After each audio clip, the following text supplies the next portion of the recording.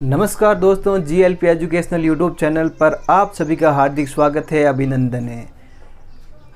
आज हम आपके लिए लेकर आए हैं मोटिवेशन रीट 2021। मोटिवेशन रीट 2021।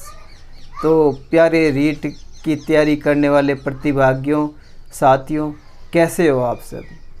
कैसी तैयारी चल रही है आपकी? आपका एग्ज़ाम की डेट आ गई है। पहले भी कई बार आई है, लेकिन इस बार यदि कोरोना नहीं हुआ तो आपका एग्ज़ाम 100% हो ही जाएगा। तो आप इस भय में न रहे कि एग्ज़ाम आगे खिसक जाएगा और तैयारी बाद में करेंगे।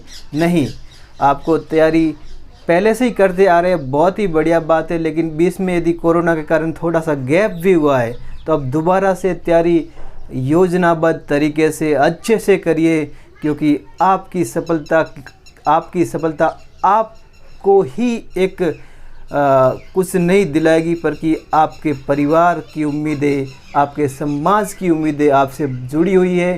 प्लीज़ मैं हाथ जोड़ के रिक्वेस्ट करता हूँ कि अपनी ईमानदारी से, अपनी मेहनत से, पूरी लगन के साथ आप रीट की तैयारी में जुट जाइए, क्योंकि आपकी उम्मीदें आपके परिवार से जुड़ी है, आपके समाज से जुड़ी है। तो आज हम मोटिवेशन रीट 2021 में स्पेशल कुछ रीट के सब्जेक्ट और किस प्रकार से तैयारी करनी है। तो आपकी रीट की डेट 26 सितंबर 2021 अभी निश्चित की हुई है, लेकिन 100% मान के चलिए कि यदि कोरोना का कहर नहीं हुआ तो परीक्षा लगभग 100% 99.99% हो जाएगी। ये आप मान के ही चलिए। और अब की बार रीट बहुत बड़ा घमासान होने वाला। रीट की तैयारी अब की बार ऐसे ही नहीं, बहुत सारे फॉर्म भरे गए हैं, लगभग बहुत अधिक फॉर्म भरे गए हैं, लाखों में फॉर्म में। वैकेंसी भी बहुत अच्छी है, 34,000 वैकेंसी पहले थी, लेकिन अब इसको सरकार इसको बढ़ाने का निर्णय ले चुकी है। शायद इसमें वैकेंसी बढ़ जाए या फिर अलग से वैकेंसी आए। रीट की वैधता आपके लिए लाइफ टाइम हो सकती है आने वाले समय में। जैसे केंद्र सरकार ने केंद्रीय विश्वविद्यालयों के लिए रीट की मान्यता अपने यहाँ रीट होती है, वहाँ पे सीटेट होती है, जिसकी मान्यता लाइफ टाइम कर दी है। इसी प्रकार रीट की मान्यता हाल फिलहाल में 3 वर्ष है, लेकिन आने वाले समय में इसकी मान्यता लाइफ टाइम हो सकती है। यदि 3 वर्ष भी है तो 3 वर्ष में 1-2 भर्तियाँ तो अटेंड हो ही जाती है। आप तैयारी बहुत बढ़िया से करें और अपनी ज़िंदगी को अच्छे से जिए। इसके बाद अब मैं आपको रीट के बारे में कुछ सिलेबस इसके बताना चाहता हूं। तो सबसे पहले आपको ये करना है, रीट की तैयारी करने वाले मित्रों, दोस्तों, भाइयों, बहनों, आपको ये ध्यान रखना है कि आपकी उम्मीदें आपके परिवार से जुड़ी है, आपके माता पिता की उम्मीदें हैं। आपके माता पिता पता नहीं कितने वर्षों से, 3-4 वर्षों से, 4-5 वर्षों से, इससे भी अधिक समय से आपकी नौकरी लगने की, आपके टीचर बनने के ख्वाब देख चुकी है। उन ख्वाब को मिलाना आपकी जिम्मेदारी है। प्लीज़ यार, आप तैयारी करें, बड़ी मेहनत से करें। ये किसी को नींद आ जाती है पढ़ते वक्त, किसी को बस मज़े करने लग जाते हैं, ऐश मौज करते। ऐसा ना करें, प्लीज़ ऐसा ना करें, क्योंकि आपकी उम्मीदें किससे जुड़ी हुई है? आपके मम्मी पापा, आपके भाई बहन, आपके परिवार वाले आपकी उम्मीदों पर निर्भर कर रहे हैं, आपकी राह देख रहे हैं टीचर बनने के लिए। दोस्तों, जब रीट का टीचर बनता है, कोई आदमी का सिलेक्शन होता है, तो क्या खुशी मिलती है अपने परिवार वालों को। ये मैंने महसूस की है। मैं 2016 में रीट सिलेक्शन हुआ था, 2018 में भी रीट सिलेक्शन हुआ, तो वो खुशी मेरे को पता है। प्लीज़ आप अपने परिवार वालों को वो खुशी ज़रूर दे। कसम है आपको, अपने परिवार वालों को रीट पास करके टीचर बन के उनको ये खुशी ज़रूर प्रदान करें। तो ये आपका सबसे बड़ा कर्म होगा। आप उनको कुछ उनका काम कहना नहीं मानते हैं तो भी वो बर्दाश्त कर देते हैं, लेकिन जब उनका बेटा कुछ बन जाता है, उसका ऐसा लगता है कि ऐसे समाज वाले ऐसे करते हैं, गाँव वाले ऐसे कहते हैं कि उनका बेटा, फलान जी का बेटा तो मास्टर बन गया, टीचर बन गया। तब उनके जो खुशी अनुभव होती है ना दोस्तों, वो बहुत तकड़ी होती है। तो वो सारे गमों को भूल जाते हैं, जो भी पिछली ज़िंदगी में दुख दर्द सहे हैं वो सब भूल जाते हैं। भले उनका बेटा उनको कमा कर नहीं दे, फिर भी लोग कहते हैं ना, भले उन टीचर की नौकरी में से 1 रुपया भी नहीं दे। ऐसा नहीं करना है आपको। लेकिन ऐसा होते हैं जो टीचर कुछ नहीं देते अपने मम्मी पापा को, फिर भी उनके दिल में फिर भी खुशी रहती है कि मेरा बेटा एक टीचर है। वास्तव में अध्यापक है, कोई नौकरी लगी हुई, तो उनके समाज में एक बड़ी मतलब बहुत अच्छा फील करते हैं। तो आपको भी वो खुशी ज़रूर देनी है और आपको कमा कर भी देना है, खुश भी रखना है। तो हम सब यही कोशिश करते हैं और आपको दिल से कोशिश करनी है। तो इसके लिए करना क्या है, आपको करना क्या है, सबसे पहले रीट की वैकेंसी आ गई है, रीट की वैकेंसी आ गई है। तो देखिए दोस्तों, सबसे पहले रीट के पेपर, मेन क्या है, रीट में पेपर ही तो है, पेपर को अटेंड करना और अच्छे नंबर आना, बस। और क्या, कौन सा हाथ पैर या फावड़ा चलाना पड़ेगा, ऐसा तो कुछ भी नहीं करना है ना। तो सिर्फ पेपर को बढ़िया ढंग से अटेंड करना है और उसकी अटेंड करने से पूर्व उसकी तैयारी बहुत बेहतरीन करनी होगी, तभी तो आप पेपर अटेंड कर पाओगे, वरना कैसे कर पाओगे। तो इसके लिए आपको दिल खुश करके अच्छे से, लगन से, मेहनत से आपको पेपर की तैयारी करनी है। यदि पहले से करते आ रहे तो बहुत अच्छी बात है, वरना आज से संकल्प ले ले कि जब तक रीट का एग्ज़ाम नहीं हो जाए तब तक हम दिन रात मेहनत करेंगे। जब आप सपने देखते हैं ना बड़े बड़े, जब टीचर बनने की, वास्तव में आपने मेहनत ईमानदारी से करे तो आपकी नींद तो क्या है, नींद तो बस वो 4-5 घंटे की आएगी और कुछ भी नहीं। दिन को क्या, रात को नींद उड़ जाती है जब अपने सपने साकार करने होते हैं। मैंने भी 6 महीने तक रीट की बहुत अच्छी तैयारी की थी, तभी मेरा सिलेक्शन हो गया। और आपको भी बस 6 महीने की तैयारी की थी। देख, तो 6 महीने भी पूरे नहीं, 15 अगस्त से मैं जोधपुर कोचिंग के लिए गया था और 15 अगस्त से 7 फरवरी को या 2 फरवरी को रीट हुई थी, वहाँ तक मैंने तैयारी की। तो मतलब 5.5 महीना के लगभग ही मान सकते हैं आप। 21 अगस्त 2015 से मैंने कोचिंग की थी और 16 में रीट आ गई थी। तो दोस्तों मतलब 4-5 महीने मैंने तैयारी की थी। मैंने BSTC जुलाई में कंप्लीट हुई थी। तो इतना कुछ नहीं कि आज तक मेहनत नहीं की तो अब नहीं हो सकती, अब भी हो सकती, अभी भी वक्त है आपके पास। याद रखना, अभी भी आपके पास वक्त है, लेकिन ये वक्त चला गया ना तो लौट के कभी नहीं आएगा। फिर आपको बात बस यही देखेंगे कि वो फलाना टीचर बन गया, फलाना मास्टर बन गया, मैंने भी तैयारी की होती तो मैं भी बन जाता, फिर यही पछतावा रहेगा। तो इसलिए दोस्तों, तो सबसे पहले आपको भाषा लैंग्वेज 2 होती है, लैंग्वेज भाषा 2 लैंग्वेज होती है। आप यदि हिंदी ले रही है तो हिंदी और संस्कृत ले लिए तो बहुत ही बेस्ट है, कोई दिक्कत नहीं है, क्योंकि आधे हिंदी और संस्कृत के टॉपिक सेम है। यदि आपकी संस्कृत कमज़ोर भी है लेकिन हिंदी आपको बढ़िया तैयारी है तो मैं मानता हूँ कि 15-30 क्वेश्चन आते हैं, 15 क्वेश्चन आप इसके आधार पर भी कर सकते हैं।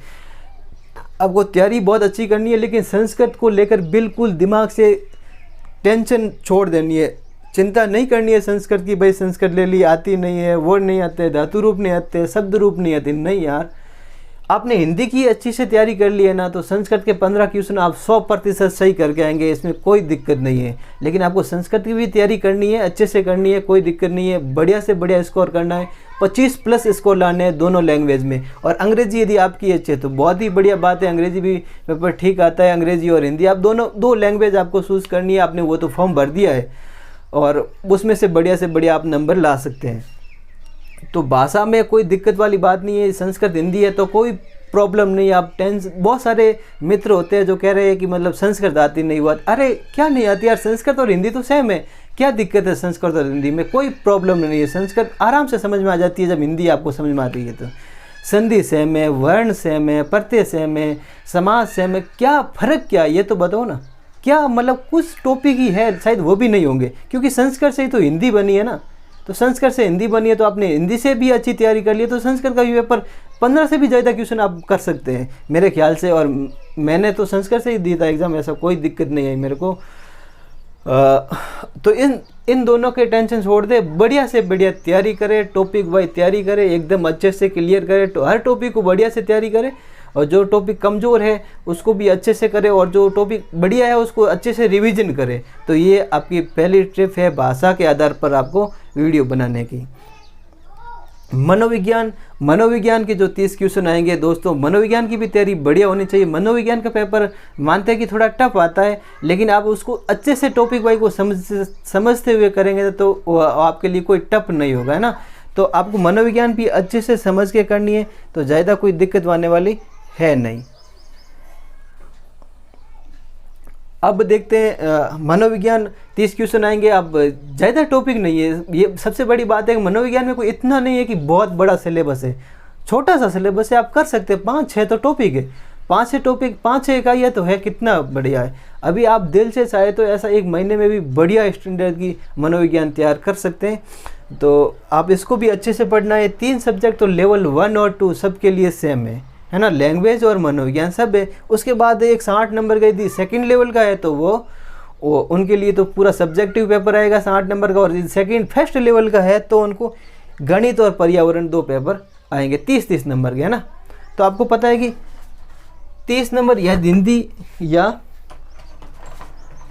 तो 30 नंबर आपको या तो हिंदी जो भी लैंग्वेज 2 लैंग्वेज लेनी है, 2 भाषा 2 लेनी, तो उनमें से 30 और 30 मतलब कोई भी ले तो 30-30 नंबर की आएगी। इसमें से 2 आएंगे, 3 भाषा नहीं ले सकते, सिर्फ 2 आएंगे ना। आप बोले कि कोई भी भाषा ली है तो 2 30-30 नंबर के क्वेश्चन आएंगे। 30 नंबर की मनोविज्ञान आएगी।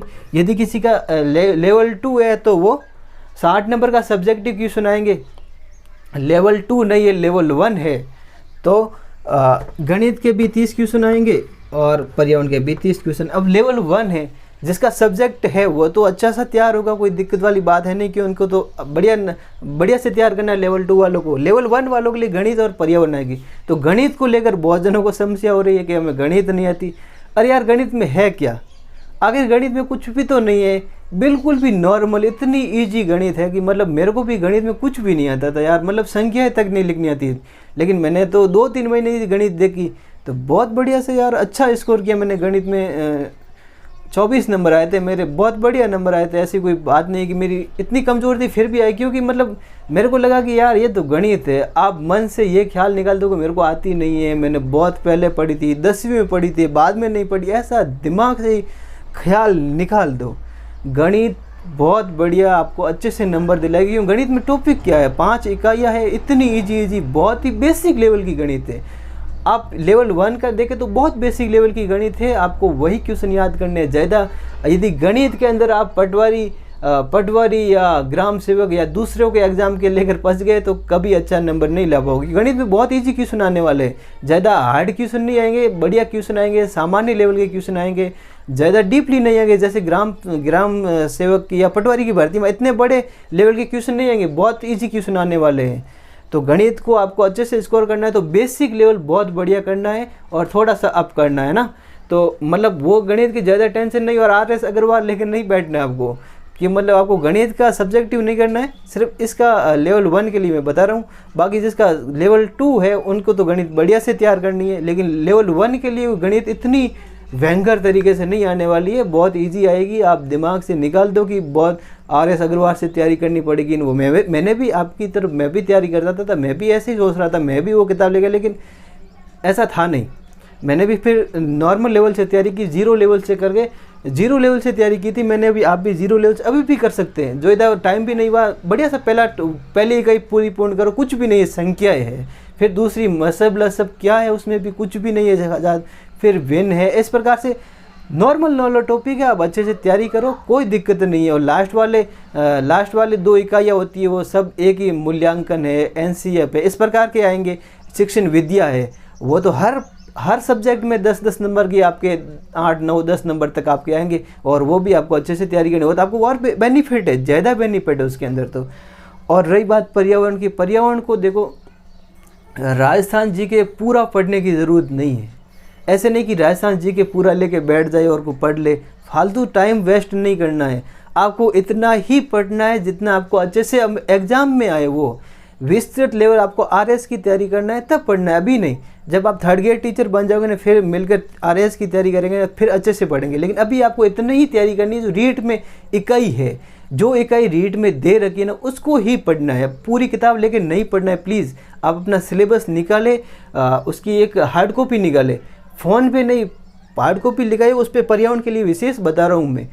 पर्यावरण के अंदर जो लेवल 1 में है उसकी एक सिलेबस की कॉपी निकाले, उसके अंदर जो टॉपिक है ना उसको एक बार पढ़े पूरा, उसके बाद एक बार रिवीजन करें, बस 1-2 बार रिवीजन, जितना भी आपको टाइम मिले वही टॉपिक पढ़े, दूसरा नहीं पढ़ना है। आपको ज़्यादा एक्स्ट्रा ज्ञान नहीं करना है, आपको सिर्फ इतना ही तैयारी करने से पर्यावरण में बढ़िया नंबर आए, 25+ नंबर आ जाए, इतनी ऐसी तैयारी करनी है ना।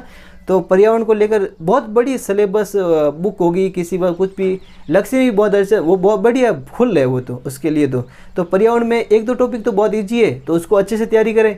हर टॉपिक में से 5 नंबर के क्वेश्चन आने की संभावना पूरी रहती, 5, 4, 6 इस प्रकार से क्वेश्चन आते हैं। तो पर्यावरण को अच्छे से मतलब ज़्यादा विस्तृत नहीं पढ़े, जो टॉपिक दे रहेगा उसको एक बार पढ़े, फिर रिवीजन करे, फिर रिवीजन करे तो बहुत है। 1-2-3 बार रिवीजन हो गया तो बहुत है, खूब है, ज़्यादा टेंशन नहीं लेनी है, दिमाग में खुले दिल से अच्छे से पढ़े, मेहनत जरूर करें। यदि आपने मतलब मेहनत ही नहीं की ना तो कुछ भी नहीं है। जब कहते हैं ना तो मैं एक शायरी के साथ में अपना स्पीच समाप्त करता हूँ, ज़्यादा टाइम नहीं लेना चाहता हूँ कि ज़्यादा लोग देखते नहीं है कि मतलब ही नहीं है। तो देखते हैं, एक शायरी है कि जब टूटने लगे हौसले तो ये याद रखना, जब टूटने लगे हौसले तो ये याद रखना, बिना मेहनत के हासिल तक तो ताज नहीं होते, बिना मेहनत के तक तो ताज नहीं होते। ढूंढ लेना अंधेरे में भी मंजिल अपनी, ढूंढ लेना अंधेरे में भी मंजिल अपनी, क्योंकि जुगनू कभी किसी रोशनी के मोहताज नहीं होते, क्योंकि जुगनू कभी किसी रोशनी के मोहताज नहीं हुआ करते। जय हिंद, जय भारत।